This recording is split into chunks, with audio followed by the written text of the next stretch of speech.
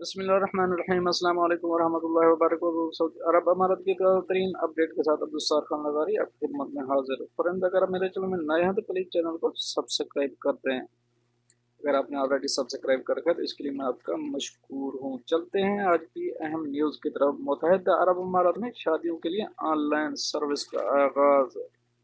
متحدہ عرب امارات میں جاری لاک ڈاؤن کے دوران شادی کی تقریب منعقد کرنے کے لیے آن لائن سروس کا آغاز کر دیا گیا، تاکہ نوجوان جوڑے کورونا سے بچاؤ کے لیے احتیاطی تدابیر اپناتے ہوئے شادی کے بندھن میں بندھ سکیں۔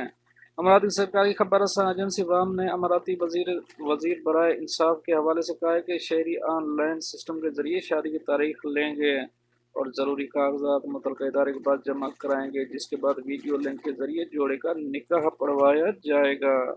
نکاح خواہ جوڑے کی جانب سے جمع کروائے گئے کاغذات کے مطابق جوڑے اور گواہوں کی شناخت کی تصدیق کریں گے۔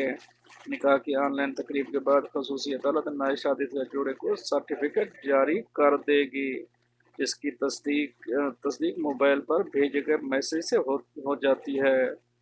اماراتی سرکاری ایجنسی کے مطابق آن لائن سروس کا مقصد شہریوں کی ذہنی صحت کو برقرار رکھنا اور عدالتوں میں کم سے کم اہلکاروں کی موجودگی کو یقینی بنانا ہے۔ بدھ کے روز دبئی میں شادی کی تقریب اور طلاق سے متعلقہ قانونی کارروائی کو معطل رکھنے کا اعلان کیا گیا تھا، جس کے بعد شادی کے لیے تو آن لائن سروس کا آغاز کر دیا گیا، لیکن طلاق کے معاملے سے نمٹنے کے لیے ولايہ عمل واضح نہیں کیا گیا۔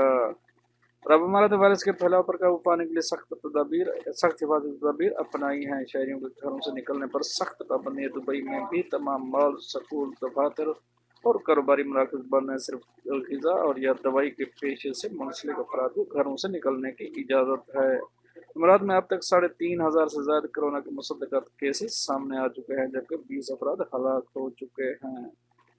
پر یہ تو تھی ایک اہم اپڈیٹ جو آپ دوستوں نے شیئر کری۔ ملتے ہیں نیکسٹ اپڈیٹ کے ساتھ، تب تک کے لیے آپ کا بھی اجازت۔ اللہ حافظ۔